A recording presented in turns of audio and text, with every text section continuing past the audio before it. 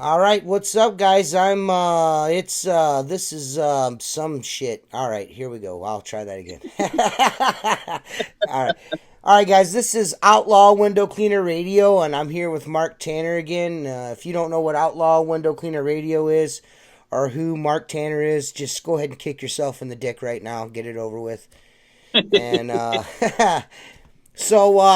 man, you see right there, you probably can't see on the camera, but I did battle with a box hedge today. I was moving some ladders in and out of some box hedges, and I got stabbed right here. It got me pretty good. Ugh. Are you a section ladder, piece ladder guy? Or are you a No, I do have. I used to be, because when I started doing window cleaning, I wasn't a fat fuck like I am right now. And I was gifted some old. I got 5 pieces of some ancient history, wooden sectional ladder with brass fucking fittings on it. It's King Kong. I mean, that motherfucker, to move that. We used to bet paychecks on who could move it stood up. You know what I mean? All 5 pieces together. And I won a lot. My old man had a set of those when I started working with him. He had just got a first set of sectionals, and we brought those out because we wanted 2 separate sets of ladder. And they say, oh, Mark's 20 years old, he'll carry them. And shit, I wasn't fancy carrying any ladder, let alone that's like lifting a house, you know? Yeah. But they're cool, and they're part of history. Uh-huh. So I'd actually like to have a set just to. My wife wouldn't let me, but I'd hang them on the wall. Yeah, my buddy's like, why don't you? We had this big bonfire and we had a bunch of beers going and shit, and he's like, let's burn those ladders. I was like, I will throw you on that fucking fire before I throw that ladder on that fire. There's no way, dude. I'll tell you a funny story. This is always going to go all different directions, but I was doing a hospital. Who cares? Job up here, in Jupiter. I was doing a hospital, and they made us sit through the safety orientation. And the first thing I noticed sitting through their bullshit safety thing in order to get a sticker for your hard hat was no metal ladders, right? So I'm like, oh shit, what are we gonna do? And I don't say nothing. And one of my guys like, just what? Tell them they're aluminum, they're not metal. And I'm like, well, that's kind of. I don't think that's gonna fly. This guy is, he's all over the place as a safety coordinator. So long story short, here's the funny thing.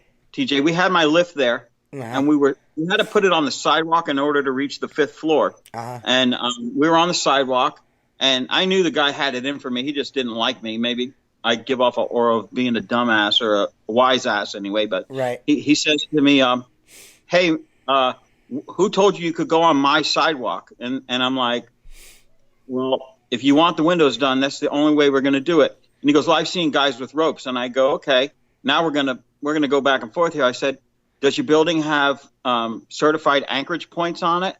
Because most 5-story buildings really don't. Right. And, you can do it so many different ways. And he goes, well, I don't know. I said, well, wouldn't that be something you want to know? Because we have a choice. We can use the lift. I can use your lift, which is 80-footer sitting out in the parking lot, or we can use mine. And he says, well, you're going to break my sidewalk. And I'm like, dude, this thing weighs 5,000 pounds. I've had it on terrazzo floors. It's not going to break the sidewalk. I said, tell you what, if we break the sidewalk, I'll pay for the repair of the sidewalk. And we just went back and forth. Well, we finished the job. Ours was only exterior construction cleaning. And again, I don't get into construction cleaning too much, but this was a shot at getting the hospital on an ongoing maintenance contract, which I didn't get. But long story short, there's these stairwells in the corners of the building, 5 stories, and the only they said to us, can you bid the inside of the stairwells? And I'm like, sure, I'll go check them out. And I said it was like $800 a stairwell, and it was a good job. Guys can wipe it out in a couple hours. And then I looked at it and I said, well, we have one problem. I said, we can't bring any form of extension ladder in there. We've got to use the sectional ladders because they're, we can get them into the stairwell, right? You weren't extending anything. And he says to me, well, those are metal, right? And I go, yeah. And he goes, well, why don't you order a set of fiberglass ladders? And I go, dude, they don't make these ladders in fiberglass. And he says, I think you need to look into that. And I'm like, don't you think after 30 years I would know if they have fiberglass section ladders? I go, it's not possible. So he says to me, I go, look, the price is $800 or whatever. We'll do it on a Saturday. And however I do it is my business. You don't need to come in and inspect me. And he goes, oh, that works. And then I just looked at him. I'm like, you're a hypocrite, dude. I'm not lying to you, TJ. They made me put those ladders in my truck and get it off the property. Okay. It had to leave. They didn't even want them in the parking lot. And I said, what is the big problem with metal ladders or aluminum ladders? He says they conduct electricity and you can get shocked. I'm like, the freaking power is underground, dude. What are you talking about? Right. But, those are the things we deal with superintendents and everything. I don't, sometimes there's just people out there that are just having a bad fucking day. You know what I mean? And they're just looking for someone that they can take that shit out on. You know what I mean? Well, it's funny because after we sat through the safety training class and put I'm not going to say the name of their company because they're a national hospital builder, and I might wind up working for them again. But one of my guys shows up the next day. Because I go, look at that guy. He's got like 12 stickers on his hard hat. And I go, I'm feeling kind of lonely. So my buddy one of my guys comes back the next day with SpongeBob stickers all over his helmet. He goes, look at so, but we made it through and we got paid and I didn't get the job ongoing because hospitals are, a whole nother challenge, I'm looking right now for, that question that Brian Batson posted earlier today. Something about, and I'm sure you could probably add something to this. You'd probably know better than me because when I bought, it was about what is a good way to buy. I'm assuming, if I remember correctly, because I'm having a hard time finding it because this is all over the place, but. Essentially what he was wanting to know, and I'm pretty sure it was how you go about buying another window cleaning company, and I'm not sure how I know when I bought the window cleaning company that I own now, I paid the dude 3 years essentially. That's a lot. Yeah, that's 36 times the monthly revenue. Yeah. That's no. I paid him a year's revenue, but I stretched it out over 3 years. Over 3 years. So you paid 12 times the dollar. That's what we call that down here. Yeah, that's what I paid for it. And I didn't buy any equipment I didn't buy the name. I started my own business and I just bought the client list. I didn't buy any tools. I just bought the clients. I bought his portfolio of clients essentially is what I did. You bought an account list. Yeah, I bought an account list. Was that residential or commercial? Both. Okay. That was both. That was some pretty lucrative. There's like 4. I bought 4 and turned one of these 4 into a quarterly account where he had it just going once a year. I turned it into a quarterly account the first time I did it myself. You know what I mean? So because it needed it. And I was like, I looked at it and I approached it like, instead of, trying to get them 4 times a year for the same price I do it for one, I'll do that and then just knock a couple grand off of it and see if they'll take it on a quarterly run. And they were like all about it. You know what I mean? They're like, well, we didn't know if you'd be interested in doing that because we're so far away. And I'm like, shit, I'll do that. You might hear my son in the background because he's got a big mouth. But yeah, that's the way I did it. I bought my client list. I bought accounts is what I did. I bought the accounts. And they were accounts that I had been running for 7 years prior to me buying them. So, you know what I mean? You knew the customers. You knew the frequency of service. It was all pretty much just changing the name at that essentially, point. Yes. And where the check is going or where the cash is going or however they paid. Right. I can tell you this. When I started with my father back in the day, work was selling for 20 times the monthly revenue at that time in Florida. It was tremendous. You paid 12. Now imagine paying 20. Yeah. So for every $100 cost you $2,000. For every $1,000 cost you what, 20 grand? So to make a living, you had to have some money. Or take a note, however you worked it out. But we bought and sold multiple routes back in the day. And I when I left my father, I bought a small route from him, which was enough to feed the family Right. Right. with my wife full time, um, and over time I built it up a little bit. But then I realized because it was in another county and the closest account was 40 miles away, and then I started to put on labor. I was trading dollars between the expense, the overhead, the cell phone, the vehicles, and everything, especially on a route. It's very hard to Yeah. pay Yeah. employees on route work. It's Let's tough. be real. Yeah. Um, and so I actually, one of the guys that helped me out through the years, I called him up and I'm like, hey man, I got to get out of Broward County and stay up in Palm Beach and build it up here. And I want to make you an offer that no one else will ever make you in your life. And I know this guy now for 30 years, and he's a very close friend of mine. So he says, well, I don't have any money, Mark. And I said, you know what? I've got $5,000 a month worth of work in Broward County. I said, it's going to cost you 50 grand. That's 10 times the dollar. You can pay it out over 5 years with 5% interest, and you have nothing to lose because you're putting nothing down. I know you don't have any money, Right. but I'm focused on Palm Beach. And we tightened up the belts and made it work with the family. And because I lost the income, let's be real, I was now getting $500 a month from him and not $5,000 a month from the route. But Right. I buckled down and built up, closer to home. And so he's in business, and he still is to this day. See, I took something. I took something that made. I mean, I'm not gonna be shy about it. I'll tell you. I took something that paid out, that made $50,000 with minimal effort, and that was just, that was just the route. You know what I mean? Things that were, that's not including residential contracts, of course, but that was just the route, and I I doubled that my first season. So Oh, it's great. possible. Oh yeah, oh yeah. Well, see, I sold. The problem was this. There's plenty of work around here. It's just you gotta answer the phone, and this dude was terrible at answering the phone. You know what I mean? He had a full-time job. He worked at night. So and Yeah, he slept during the fucking day. When everyone was calling, wanting their windows done, this dude was catching Z's. You know what I mean? So, yeah, and he was one of exactly. those dudes that would not relinquish control. You know what I mean? So, Yeah. You you had to know. buy it if you wanted it, and he had to Oh walk yeah, away. yeah. So that was a deal I did with my buddy Gary, and he's still in business to this day. And actually, I do like a bunch of Outback steakhouses, so he takes care of the ones down there for me, Uh huh. and several other.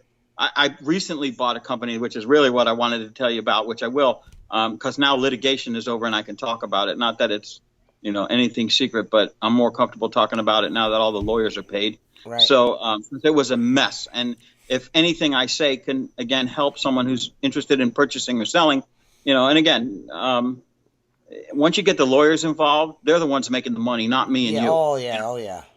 But we'll get to that. So I bought and sold several small companies. A guy in Delray, south of me, he got sick, and I always just see him on the route, and he called me up, and I said, absolutely, I'll help you. Let me meet with you. Give me a list of the work. I said, he says, I'll give you an 80-20 split. I go, look, I said, how about 50-50? 50-50 will cover my labor, myself, or an employee. I said, just so you can, I think you're a genuine guy.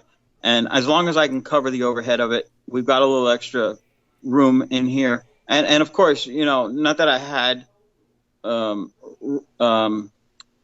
squeezed him for anything, but I knew eventually it was going to be mine, Right. because who's he going to give it to? Somebody that stepped up to the plate, because in 6 months he would have no business, So if I bite the bullet and break even for a while, I got first option at it, and I wanted to work. So that's what I did. Right. And I made a deal with him, and I don't remember. I think that was only a $3,000 a month piece, which is, let's say, 30 grand, and I give him 10 grand down.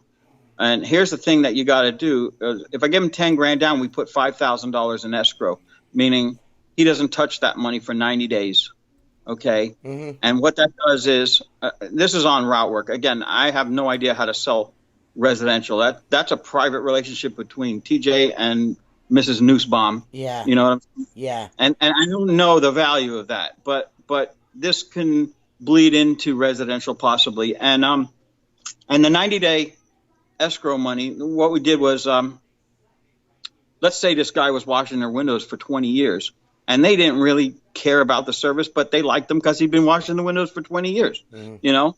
And so when I took it over, sent out a letter and insurance and letterhead and all the bullshit, and if he was sick, so he couldn't introduce me to all the customers, and which is very important.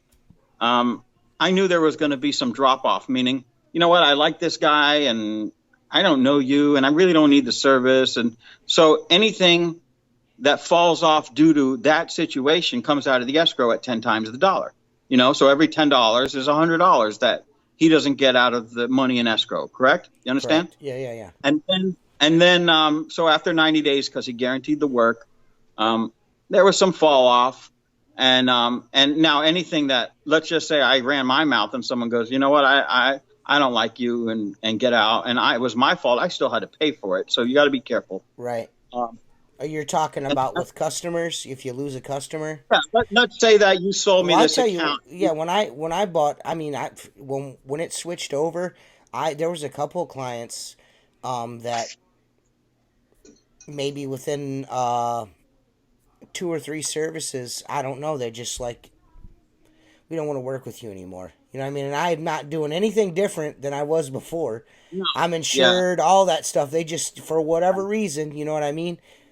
You know, that goes to Jay. They probably knew that the guy you bought it from had been there for a long period of time. Oh, yeah. Now they see a new face, and yeah, TJ's a good window cleaner. Yeah, but I'm the guy that I was the guy doing all the fucking work anyways. Yeah. You know what I mean? Well, and what it was like you were saying before, a personal relationship.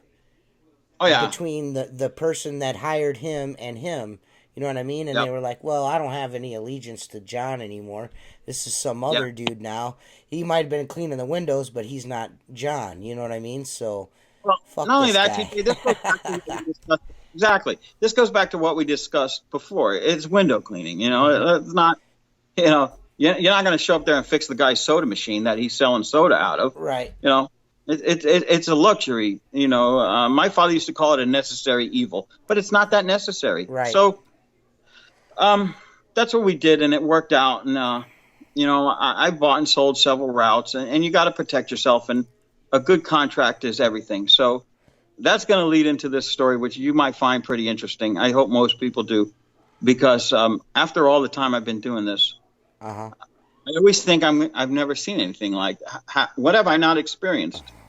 So about 10 years ago, a guy who him and I used to clash, you know, in that world, really no respect, old school window cleaner, knew my father from back in the day.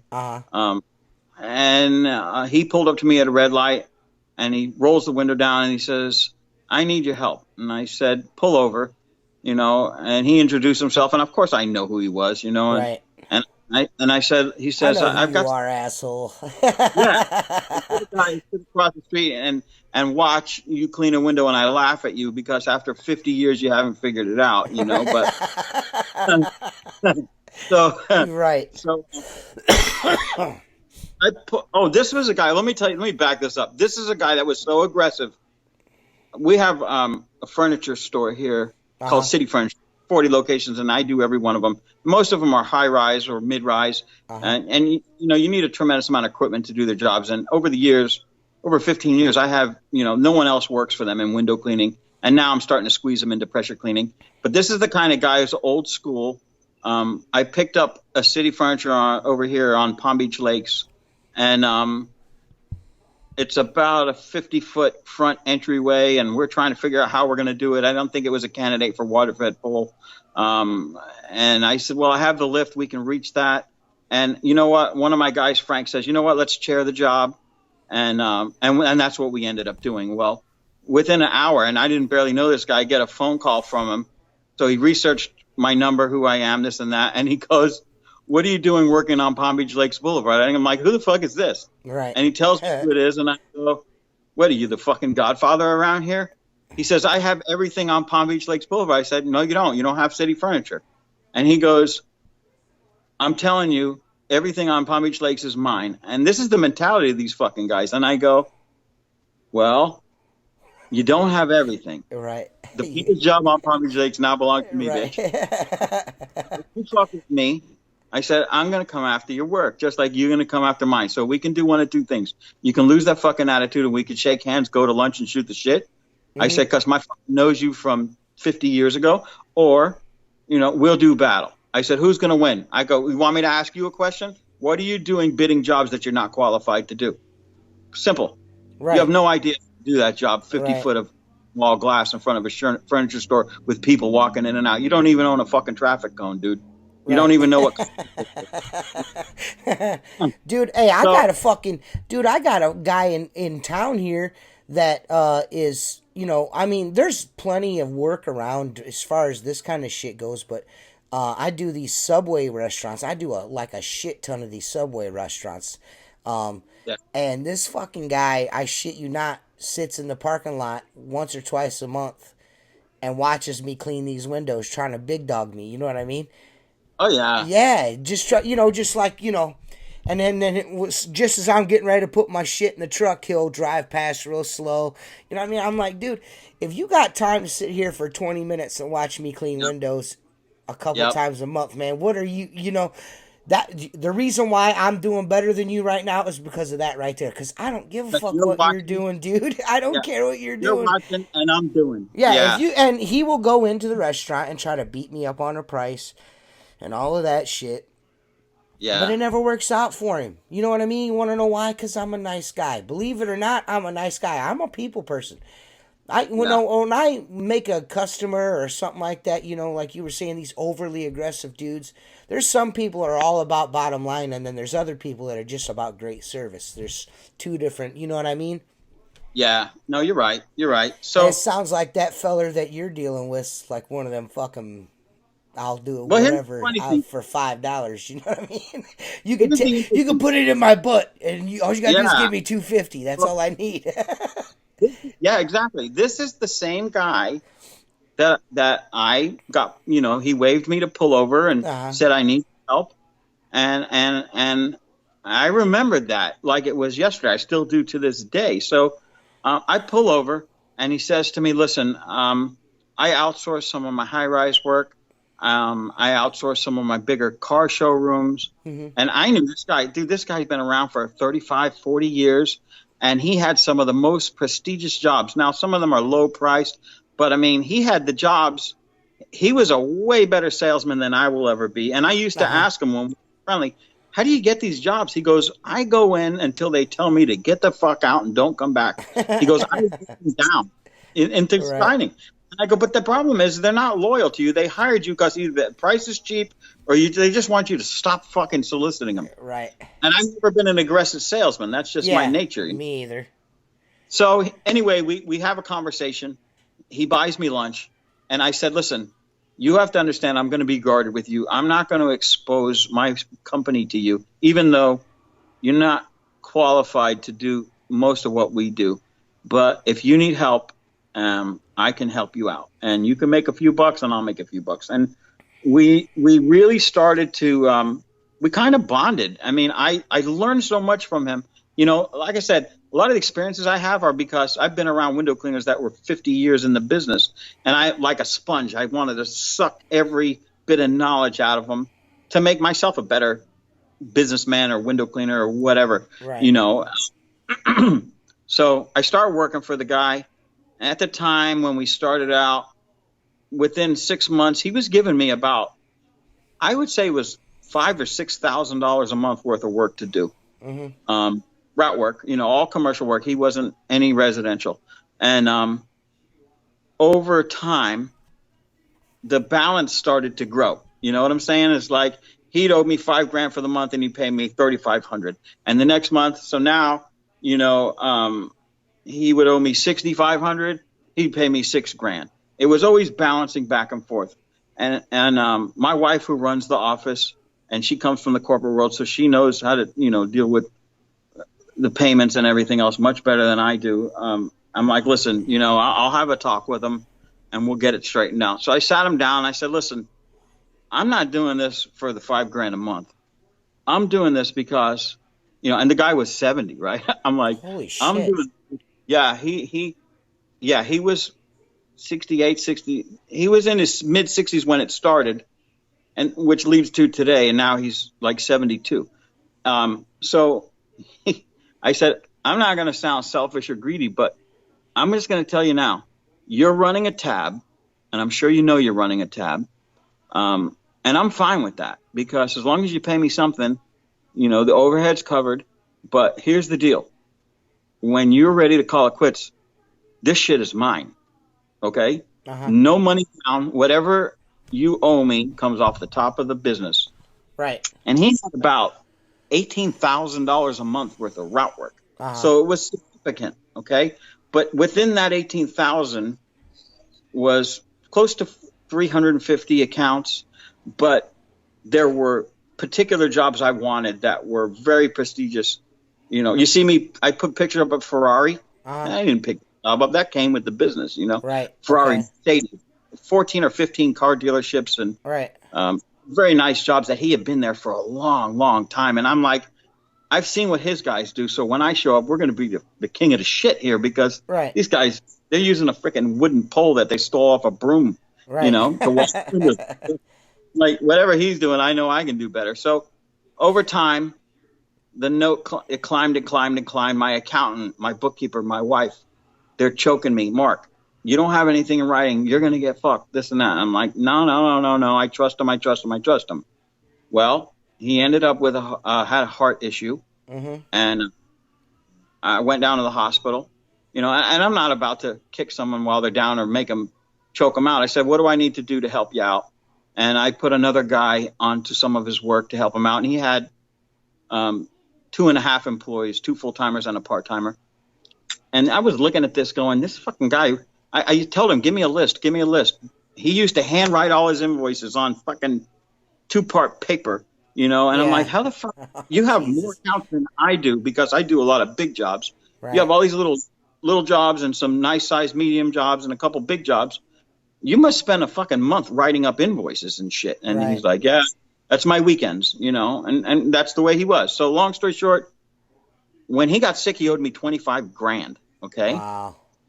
I went to the hospital and I said, listen, we're going to have to make a move, because it doesn't look like you're coming back to run your company anytime soon.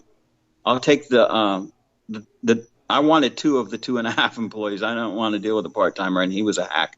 I'll take the 2 guys. One of which, believe it or not, was the owner's son.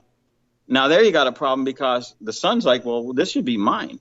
Right. You think? You know? Yeah, of course. I do that. It turned into an issue, but I was weary about it. And I sat him down. I said, listen, you know, this is what's going on, and someone needs to step up to the plate. And I've got the labor. I've got the wherewithal. I've got the funding. I've got everything for your father's business to continue, because if not, within a month or 2, this shit's gone, and the buzzards are going to pick it clean. And that doesn't include me. I'm not going to go into the work. I said, but you have to keep this in mind. Your dad's company owes me 25 G's, so we have a choice. And I've already spoke to your father about it.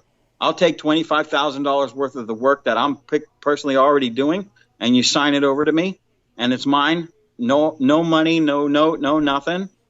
And you walk away, and you can do whatever you want with the rest of it. Because I had all the nice jobs, the big dealerships and everything else. Right. And the old man told me, Mark, I want you to have it all. I made you a promise. I know you're not going to screw my family on the money, and go work the numbers up and come back to me with what it's going to be. And I said, you know, I'm offering you 10 to the dollar. And he says, you know, 12 sounds a lot better. And we settled on 11. And it was a $200 and something thousand deal. Now, he's in an assisted care facility because he never got better. I'm kind of speeding things up here. Right. But I made some mistakes. I took his employees. I outfitted them up with better equipment. And by the time I bought the T-shirts and I started making the payroll, which was hefty for what they were producing. Started making the payroll. And it took 90 days for the money to start coming in, because all of a sudden you got a name change. You got all this huge transaction that changes to happen immediately. I went to that myself. Yeah. Yeah, you know what I'm saying. Yeah. So it was like, I'm like, sky's the limit is getting buried here from the fucking little route jobs. Right. But we made it through. And dude, I'm telling you, as God is my witness, The route was on in a Rubbermaid tub on matchbooks. When was the last time you saw a fucking matchbook? Right, on matchbooks, index cards, the back of check stubs. There was no list. There was no. Literally sat there for almost 2 weeks going through check stubs and Googling them on Holy shit. what the fuck he was doing. I had no frequency of service. So my wife was like, what the fuck? This is a mistake. We're never going to get this figured out. Right. I go, the guy owes me 25 G's. What am I going to do? You think he's going to just write me a check for 25 G's and I walk away? I don't have a choice here. We've got to make this work. And it dragged Sky's the Limit down pretty hard. But within 6 months, we kind of plateaued down at the bottom and started to climb back up. And like you said, I took accounts that he had, never did pressure wash, and say, hey, we'll blow your sidewalk off for $150 every other month. And I upsold some of the jobs. I got some glass restoration, some stain removal and whatnot out of it. And it started to take off. And the employees were horrible. That's another story. But this is what eventually happened. He still to this day is in an assisted care facility. And we made a contract up and everything. And it's, I don't, it's costing, it came out to, initially it was like $4,000 a month for the business, and minus the 25,000, it still came to, that's the numbers that we settled on. We signed a contract, which was a contract that I had used when I bought from my father, which wasn't ironclad. It was my dad, Right. And that's where it's very important to spend the money with an attorney. My contract didn't protect anybody. It was basically a purchase agreement to purchase these accounts. Okay. There was really no equipment. I mean, the equipment in window cleaning is bullshit. Maybe I have a nice poles and shit, but you're buying the account list, and banks won't loan money on window cleaning unless it's contracted. And how many? You don't have contracts on storefronts, No. So what happened was that's when my wife went part-time at her job to run Sky's the Limit, because it was just very cumbersome between my wife and the bookkeeper and everything to get everything organized. And we lost some of the work. There was no escrow or anything. And we lost some of the work, which was natural. Some of them were like, well, the guy washed my windows for 30 years and I don't really need you. I hired him and now he's not here. So I'm just going to do without it. What are you going to say to that, Right. And what happened, here's where things got nasty. It took 5 or 6 months to realize we were watching the receivables, and some of the accounts were, let me back this up. The first thing we did, which is anything anybody should do, is I sent every customer a packet. That packet had a W-9, an insurance certificate in it, a letter of introduction, an explanation of exactly what's changed, why it's changed. And we played the sympathy card. These guys knew him for 30 years. And I still get tears to this day on checks with a note in there, tell him I said hi, and I hope he's doing better. Right. The loyalty is there. So, but it took 5 or 6 months to realize, and starting to look at receivables, like there was a pool store, a spa place that sold hot tubs. And my wife calls them up and says, you haven't paid in 6 months. And they said, well, we're paying. And so my wife says, send me a copy of the canceled check. Maybe we're crediting, maybe it's a check we can't figure out where it goes. You didn't put the account number, invoice number, whatever. Right. And, well, what happened was when he was in an assisted care facility, they changed the letterhead on their computer to, a lot of these computer generated checks. But some of the accounts, for whatever reason, still sent it to his PO box. So a check for $50 written out to Sky's the Limit, but it was sent to a PO box in another county, which was his address. Right. And I found out later that his wife was depositing the checks. So not only was she taking my money every month on a note, but shit, from me because my customers. So she was they were essentially double dipping. You were paying them. You were paying them money, and then the money you were out making on the route, they were cashing those checks too. Holy shit! Okay, here's the thing: you can't beat up a 60-year-old woman. Right? I mean, yeah. What are you gonna do? Yeah. So but here's what happened, and some of this will you'll say to yourself, what the hell? How's this possible? So I walked into her bank and I said, how is it possible that this person is cashing checks? Here's a copy of it with her signature made out to Sky's the Limit Window Cleaning. Her company's name is not Sky's the Limit Window Cleaning in another county, and she's depositing them and you're accepting them. And they said, listen to this. If she's putting it in an ATM, okay, 90% of the time, no human hands ever touch that check. The scanner picks up the signature, makes sure it's stamped on the back. It says window cleaning on it, okay, and the money is valid. And I'm like, are you fucking kidding me? So it took 7 months into this. Now, keep in mind, TJ, this note money with the additional payroll and waiting 90 days to get paid when half these people were questioning everything, okay, because it was like a fire sale. You know, it wasn't right. You bought a business, your guy that introduced you, and they knew you. Yeah. They didn't know me. Right. They knew me in the bigger jobs. They didn't know me in all the route jobs, but I paid for all those route jobs. Right. So what happened was it was about $3,500 worth of checks from multiple companies that were still paying her and some of them were in her name, her company name, some were in my name. And it was a fucking nightmare to track them all down when you got all these accounts. And so what I did was, at that point, I had to get an attorney involved. He looked at the original contract and he goes, Mark, I know this guy for a long time. He's done stuff with me. He says, I hate to tell you this, but, it looks like a 6-year-old wrote this fucking contract.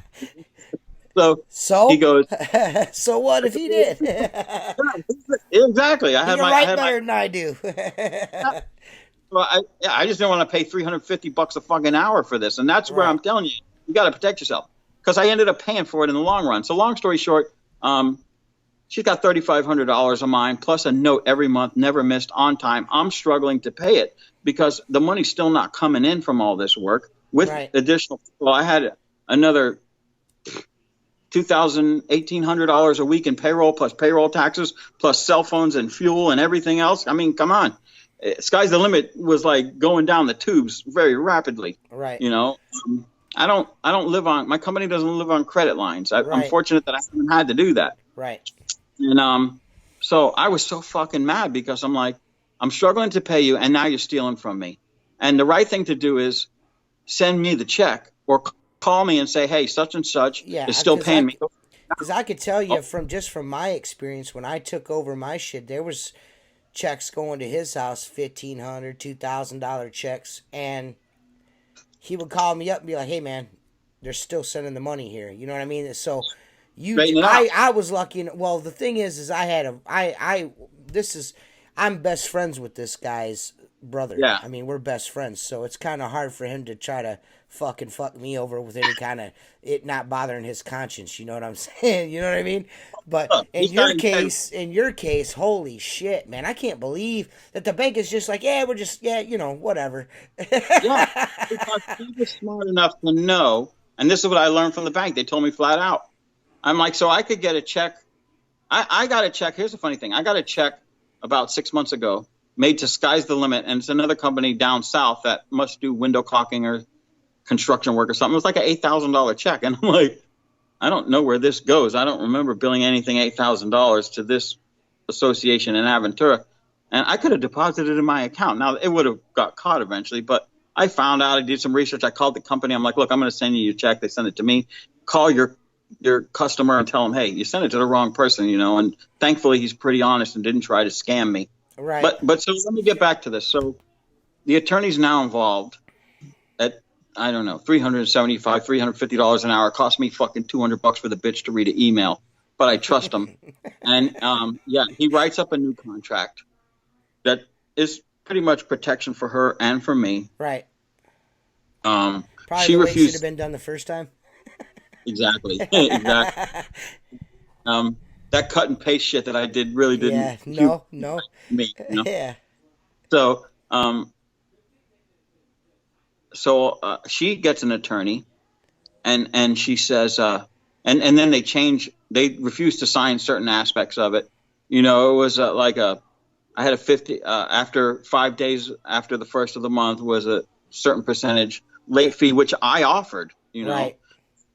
and then she wanted it where I personally back the note money with my fucking home and shit. And What? I'm like, no, I said, because guess what? You know what? At this point, I'll keep my $25,000 worth of work. You can fucking have the rest of it. The employees now work for me, and I want to be a real son of a bitch. Go pick up a bucket. Right. A 70-year-old woman with a bucket, she probably cleans better than half the guys around here. But we go back and forth with the attorneys, and they finally signed the contract, which everybody agreed to. And see, I had to sign a note that said I wasn't going to prosecute her. And I did investigate it, and they said unless it's over $10,000, they're not going to do a fucking thing about it. It's just like when someone gets your credit card and they go run up $9,000 worth of shit and nobody does anything. That's why they continue to do it. Well, that was the same thing here. I'm like, it's petty fraud. I go, petty fraud is putting me out of fucking business here. Right. How many times do I have to go into this fucking place and tell them to send me the check, not them? It's not them. Look at the T-shirts on the guys, Right. And so it took 8 months, 9 months, cost me another $4,000 in attorney fees to get it squared up. I actually overpay her every month so that the 5-year note is going to be brought down to maybe 4 years and 1 month, and I will enjoy writing that last check. And I'm a man of my word, so I'm going to pay this. Right. Right. Some of it has fallen off, and there was no escrow, but some of it I didn't want. When you got to go ask permission, can I do it today? No, that's not for me. Yeah. There were barber jobs. He would go get his hair cut, and they would wash the windows at a fucking hair cuttery or something. And I'm like, well, I don't like the way you cut hair, and I can't feed my employees on fucking haircuts, Right. So there was a lot of non-saleable shit, which I actually took off the top of the note because I'm like, he had jobs that were subcontracted from another company that he sold me. I go, I'm not buying a subcontracted job. That's not yours to sell. Right. You know what I'm saying? So in the end, when everything fell off, one of the two employees, which one of them was his son, he mentally couldn't wrap his head around all of it. And I can understand that 100%, and him and I are still friends to this day. And actually he's become a residential guy. He was kind of liaison between between his mother and me, because the father is in assisted care. Right. And actually we had to go back to court, or not to court. We never made it to court. We settled everything, but now the note is split between him and her because she wasn't giving him no money, and I bought it from him, not from her. This fucking wow. dude. I mean, was my sanity worth it? And people ask me to this day, was this transaction worth it? And I go, what the fuck was I going to do? The guy owed me 25 grand. Whether he had it or not, or whether he would have paid me or not, I doubt it. I don't know. You know what I'm saying? Right. So, plus, when all the shit fell off, what was left? So let me get this straight. I hate to cut you off again, but Absolutely. essentially what you've done here is you're going to end up spending like fucking $200,000 to make $25,000 back. Yeah. Yeah. So the moral of the story here, Brian Batson, is no matter how you decide to absorb this window cleaning company and its employees, make sure that you have a good contract and you cover yourself, and don't overextend yourself, especially if you're just starting out in the business. Well, I can tell you this. Honestly, anyone out there is interested in buying a window cleaning business, because I'm all about sharing. I don't give a shit. I don't like attorneys, Right. even though I respect the one I use. I'll send you a copy of what I paid a lot of money to get, and you change the verbiage, and it will protect you. It'll protect them, and it's ironclad in a court of law. Okay? Right. I don't give a shit. I'll give you that. It's alreay fucking bought and paid for, Right. And someone else could learn from this lesson. So, Holy shit. But well, here's the thing, TJ. They were doing close to $18,000 a month. Okay. I think there's, after all the bullshit and stuff we lost and stuff that was loyal to him and some of them that I walked away, if we ended up with 15 grand a month, okay, and I'm paying the note on it, and now it's only being covered by one employee, and one of my guys that's in high-rise training handles the rest of the route, then it's still profitable. And Right. And look, I never thought I wanted to run a business with cash flow, And window cleaners don't think about that because window cleaning doesn't pay enough. Like I knew a guy that has a janitorial company and he does $10 million a year, and he lost a building that pays $75,000 a month. And I said, dude, that fucking hurts. And he goes, no, not as much as you think. And I'm like, well, explain to me how you lose $75,000 a month. He says it's cash flow. He says that job pays for itself. It pays for the employees. It pays for a couple other things. And that's it. So it's not a huge hit. Yeah, I've got to lay a few people off that were working in the building. And window cleaning is not enough money for cash flow. That's why most janitorial companies outsource the window cleaning, because I hate to step on your dick, but it's a nice living exactly the way you're doing it, TJ. It's a nice living with one employee, two employees. There are companies with 10, 15, 20, 30 employees, and if they're billing $1 million a year, they probably make what you and I make. You know what I'm saying? Yeah, man. It's not a lot there. Is there like a difference? Do you think there's a difference between, this is why I think this is relevant, because we've kind of skated around this before, and now we're getting around it again. Do you think that's why most companies are like kind of, because you said you don't do a lot of residential window cleaning, it's more commercial work for you. Yeah. I like the residential side of it because it's a check right now. Yeah. You know what I mean? Oh, yeah. No. So, and especially, if you can get it to where, like I do a lot of, I have a lot of repeat customers that I do, Yeah. but I also I pick up these, once in a blue moon window cleaning jobs. I pick up maybe 6 to 7 of those a month in the busy months. You know what I mean? Just extra shit here and there. Here's the thing. Is I've there a always reason said why that you don't fuck with residential work? Is it just too much of a headache, or? no, because here's the thing. Number one, if you're legally insured to do high-rise window cleaning and you're not under a janitorial policy that does a little bit of window cleaning, everybody does it, Right. You are legally insured and you are paying the guys the right amount of money. And it's very hard to take a guy off a building and put him in a house. And no offense to residential, dude. I know there's houses that pay thousands of dollars of cleaning. Yeah. Much as some buildings do. Right. It's the thing is, my company is geared to, doesn't have to be a big account. We'll do small accounts, but it's geared to the jobs that are just out of the reach of the average window cleaner. Right. Like here's a for instance. When I bought my lift, which was the biggest pill to swallow ever, I can tell you now how great it is. Right. But dude, when you did it, it was a ball buster. Dude, every day that fucking thing sat in the yard and didn't go out and make me money, I leave with a lump in my throat because of what it cost. Yeah, you're like, oh, fuck. But you got to look at the other side of the coin. When there's a building that's 5 stories and it's a perfect lift job, there's a lot of parking lot area and it's not set up for rope, okay? I don't have to rent anymore. So when you come in with $1,000 higher, people say, "Oh, I bet it for $800 plus lift rental." There's another $800. That's I don't have where. To yes, that's where. That's where I kind of come out in spades myself as well. I kind of have a leg up on the competition around here because my cousin owns a rental facility and he rents tow behinds and 4x4 lifts and scissor lifts, and all I got to do is pay for the fucking fuel to get it there and to bring it back. That's all I gotta do, and not tear shit up. You know what I mean? And have my insurance certificates. That's all I gotta do. I don't have to pay no rental fees. You could be better than me because, believe it or not, I charge for the lift to be there. Okay, of course. Let's say a tow behind will cost you $500 a day. I charge $4.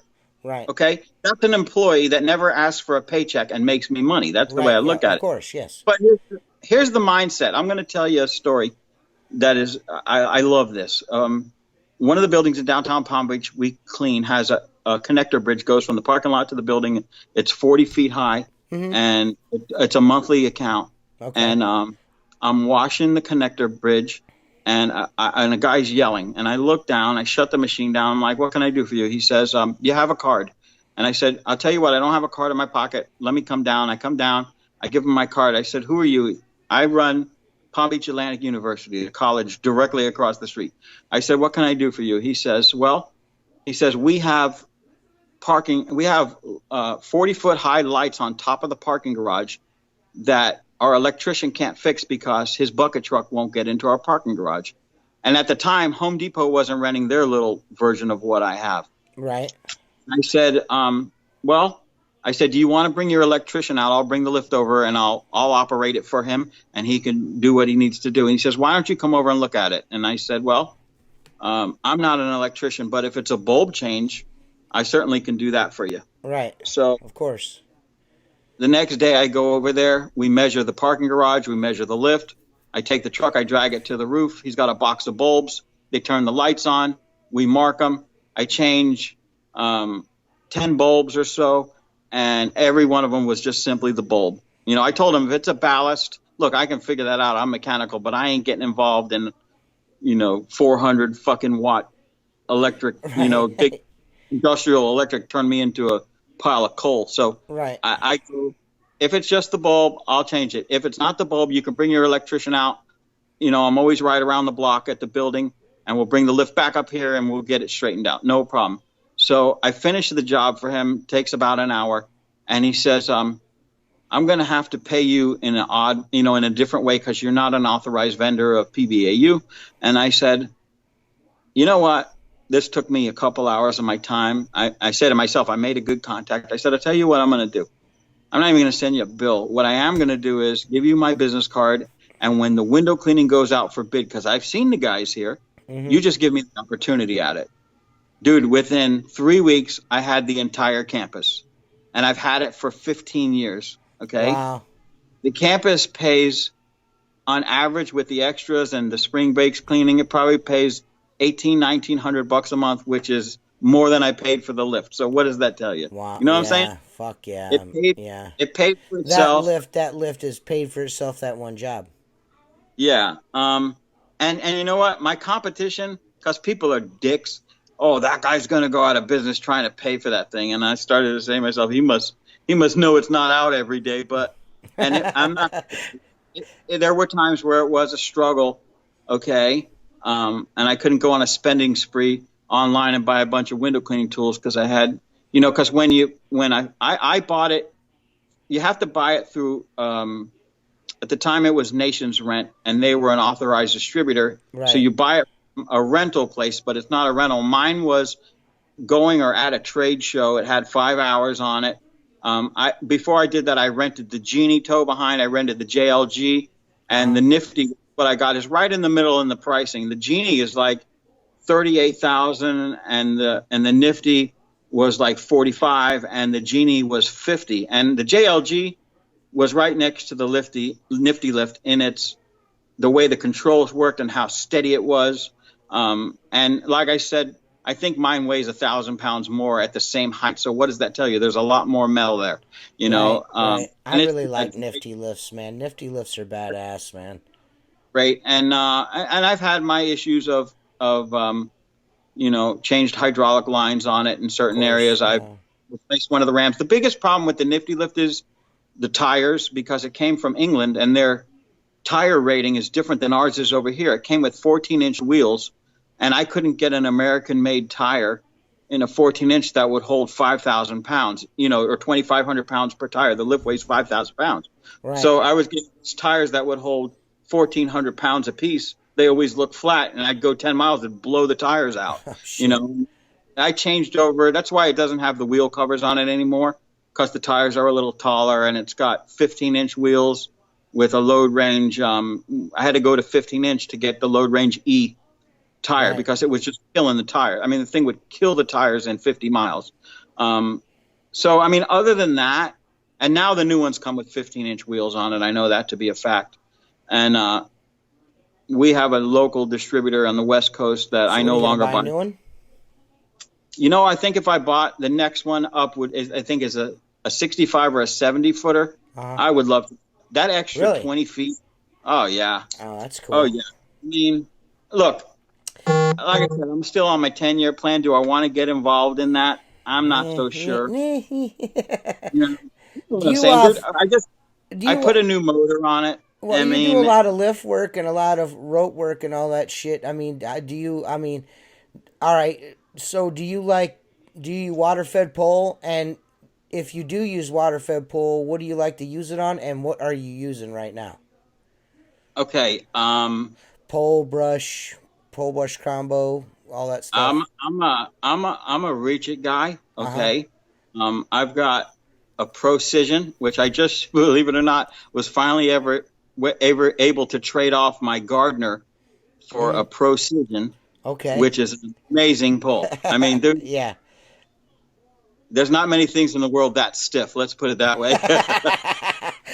um, Absolutely a brilliant pull, and I play around with the constructor brush and the different things. But look, my company, again, I tell you, is very diversified, Uh huh. and we use whatever's going to be the most efficient yet yield the best results. Sometimes it's the lift, sometimes it's rope, Uh huh. sometimes it is water fed pole. If we got a building with a big overhang, okay, and you can't get the lift in there, Uh huh. and you can't get ropes in there, what are you going to use? You use the water fed pole. Right. You know it's gotten better over the years. You know, I have two of the IPC hydro carts. You know, What kind of hydro carts do you have? Do you have the one like I've got the 5 stage with the electric motor on it? What do you have?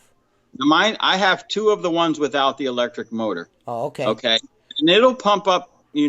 45, 50 feet. No, I can't run two guys on it. Uh I've huh. thought about the electric motor, but I also know owning a lift and a lot of equipment, more moving parts, more problems. And Yeah. and look, here's the thing.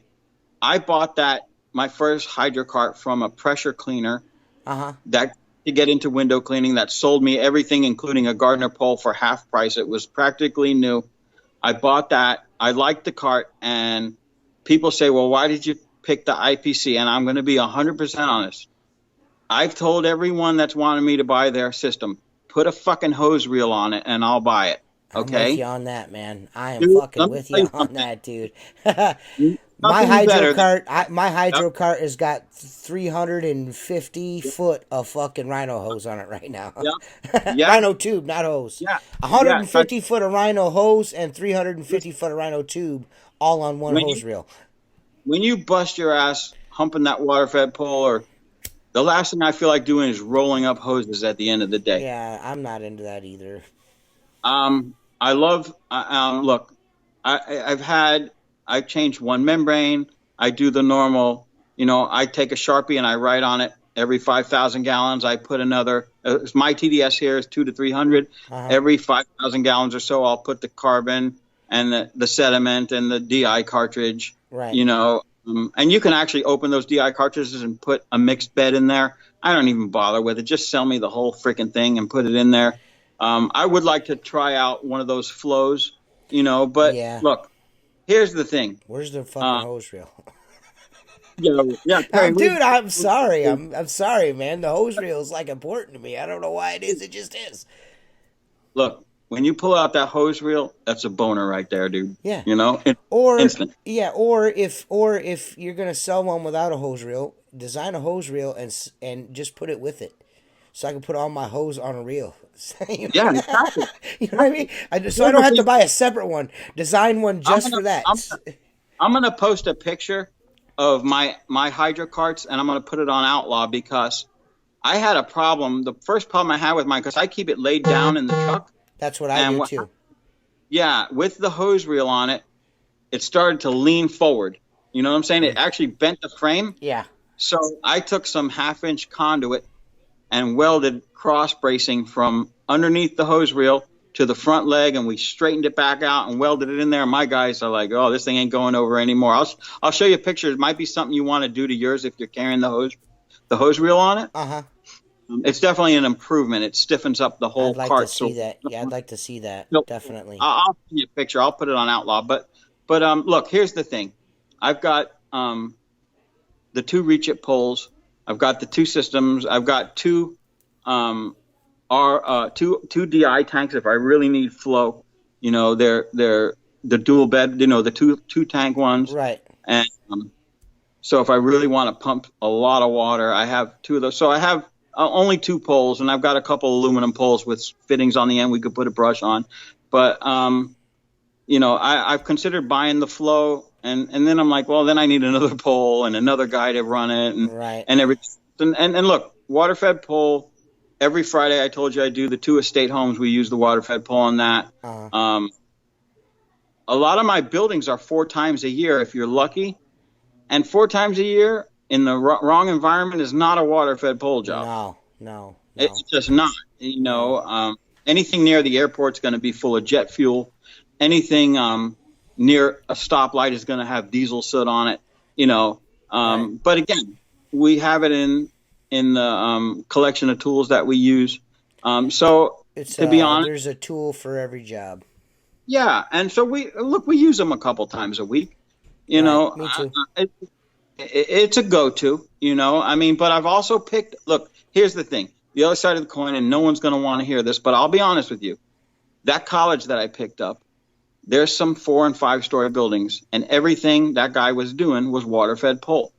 And they were never happy from the day he did it. Right. What pole he had, what brush he had, what system he had, Whatever, it didn't matter. I have no fucking idea. Right. Because they were skeptical when I brought it out to do a high entryway that we couldn't get the lift and we couldn't get ropes.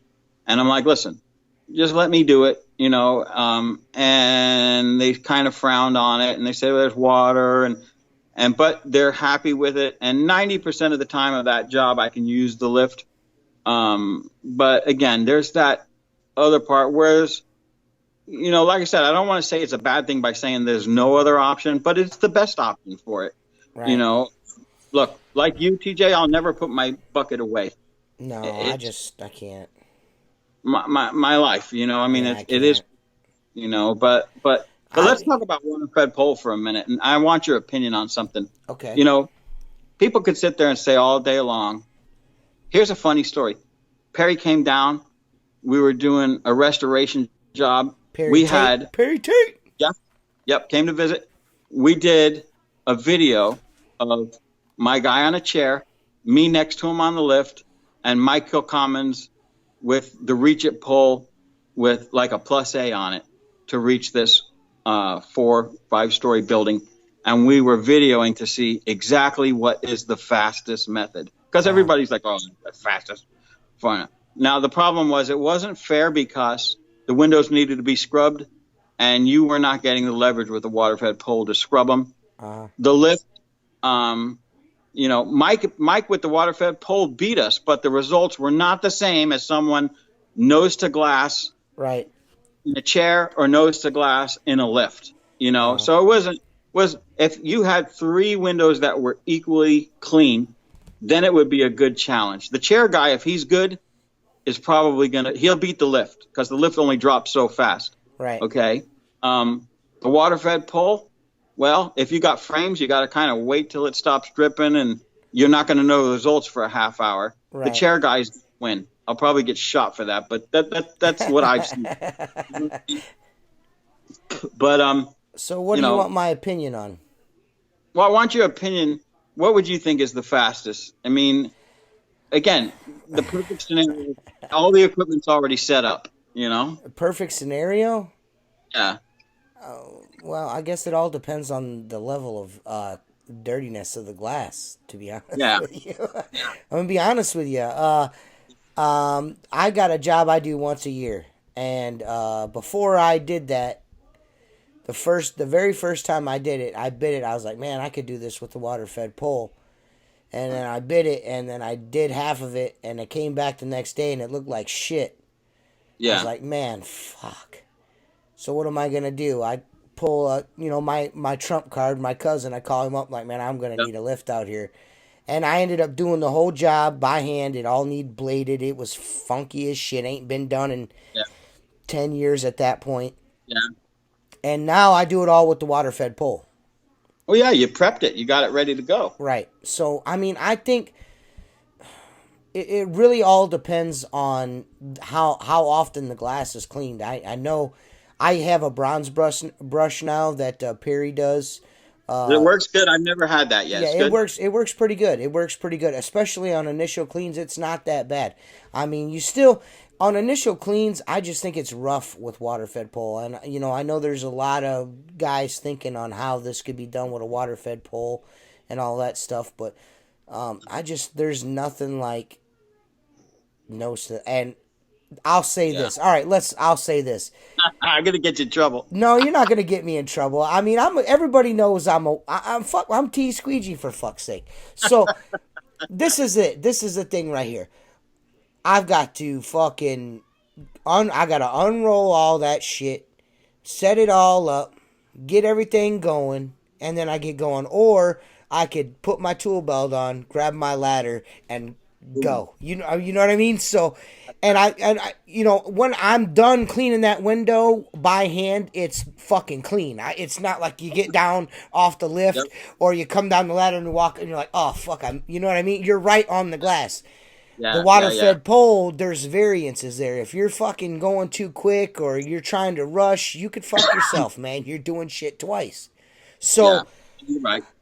You're right. I think it's all circumstance and technique. You know what I mean? Really, to be honest with you. And if you don't know how to clean windows with a fucking washer and a squeegee, you're going to suck even worse with a water-fed pole. You're going to suck twice as bad with a water-fed pole. You got to know how to clean a window first. I don't care what anyone says, what the party lines are, whatever's whatever. I got reach it over my head there. Perry knows I love his poles and his brushes, but if you don't know how to clean glass and you just go out and buy a water-fed pole, you're not gonna get good results. I don't care. I don't care. I don't care. Here's the thing. I'll tell you a good one. Remember I told you I bought the IPC cart and a gardener pole and 200 foot of 3/8 airline. And I said to the guy, why are you selling this? And he goes, well, I'll be honest with you, I'm a pressure cleaner, and I thought this was going to turn me into a window cleaner. I kind of smiled. You're right. I have a buddy, Jim, that does pressure washing with me when I get bigger accounts that I'm not equipped to do. And he says to me, I think I'm going to get that water-fed pole and this and that. And I'm like, dude, let me tell you one thing. I said, if you think you're buying that system and you're going to be a window cleaner, you come spend a day with me. I'm not going to pay you, but you ride along with me. I'll buy you lunch. I'll show you ins and outs of how to squeegee a window and how we do it, and I'll even show you how to use the water-fed pole. But then you'll realize that there's more to it than no one piece of equipment. I'm not trying to shit on pressure washers because pressure washers are some badass dudes when it comes to some hard surfaces like concrete and siding and decks and shit like that. Those guys know what they're doing, but I kind of, it's funny when they're like, well, I just add a little bit of this to my house wash, and the windows come out spectacular. No.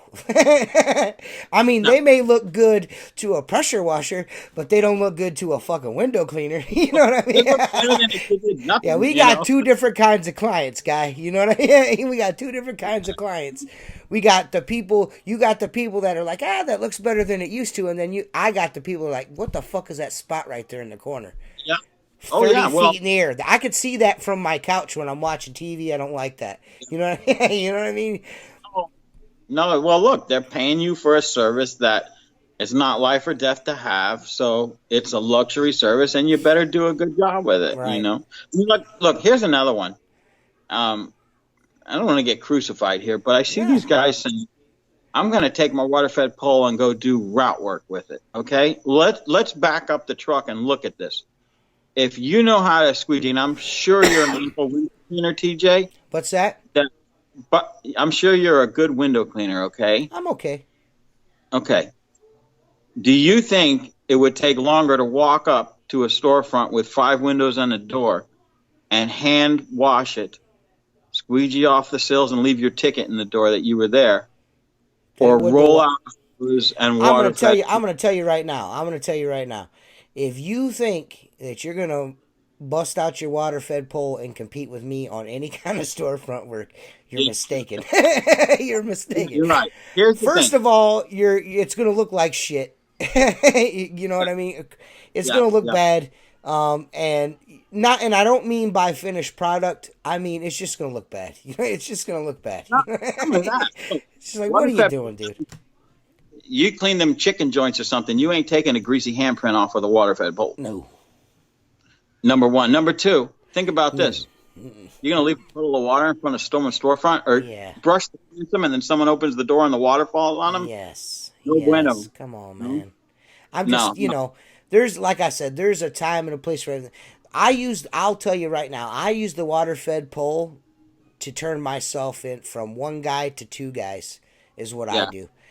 yeah. When I use my water-fed pole, it's on commercial work around 3 stories. That's not all beat the shit. And then most likely I've done it with a lift once already, and then I come back and service that account quarterly or whatever twice a year with the water-fed pole after I've cleaned it once. You know what I mean? So I So I what? do that to speed up my work and to compete with the larger companies in my area. I can still meet a price point, not drive the market down into the fucking shithole, but still be competitive and make money. So I can at least keep up with some of these guys. You know what I mean? So Okay. Now let's go to the other end of the spectrum. What, in your opinion, is truthfully the highest you can clean with a water-fed pole? How high have you tried? I have a plus A, a plus B, and a plus C, and that's Holy about shit. yeah, that's about what, 4 stories, I'd say, On a mini or on a on a pro? mini, on a mini. Okay. On a Because I mini. don't have a mini. I Yeah, only I don't have. own a pro. I own a mini. Yeah. The pro for me in my area, I'm not doing anything with a pro. You know what I mean? Yeah. There's nothing around here. Yeah. I just there's not that kind of buildings around here. Yeah. Yeah. Hey. Come on.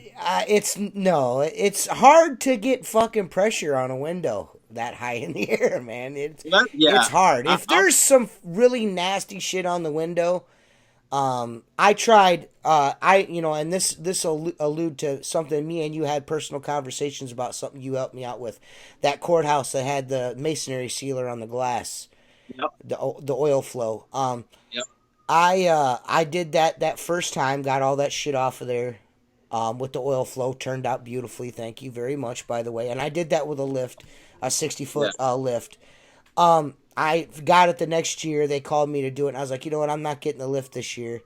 I can do this with my water-fed pole. Fuck no, Oh yeah. no, it didn't Yeah. work out. Well, It didn't work out. it, It just didn't work out. And it's nothing against. I don't know, man. To me, I think there's an extent to that. You know what I mean? And now I haven't used a more rigid pole than the mini. I know that there's more rigid, like your Procision, and now Perry's got those super high mod, like the mother of all poles and all that shit. Maybe the yeah. rigidity, but you're losing a lot with my pole, with the pole that I have. At a certain height, I mean, I'm getting windows clean. There's a couple of jobs I got my shit stretched all the way out, and my windows turn out tip top. And then there's other Yeah. jobs it just ain't fucking happening. It just Well, not yeah. happening. Yo, what up, though? What up, though? This is another episode with Mark Tanner. This is gonna be 2 parts, so stick around for part 2. It'll either be up later tonight or tomorrow morning, whenever it uploads. This shit takes forever, you guys know that. But it was a 2 hour long podcast. I just wanted to split it up into two for YouTube so people don't freak out. And hope you enjoy it. Go to www.outlawwindowcleaner.com. Get you some Black Diamond squeegee rubber, some Legend channels, Outlaw Window Cleaner t-shirts, mugs, stickers, like the one behind me if you want, whatever. Thanks for listening, and this podcast is available on iTunes and podbean.com /Outlaw Window Cleaner Radio. Subscribe. If you subscribe on iTunes, rate us and give us a comment, a review that pushes us up to the top, makes it more easily available for people to find. And we would really much appreciate that. So thanks a lot, and we'll see you at part 2.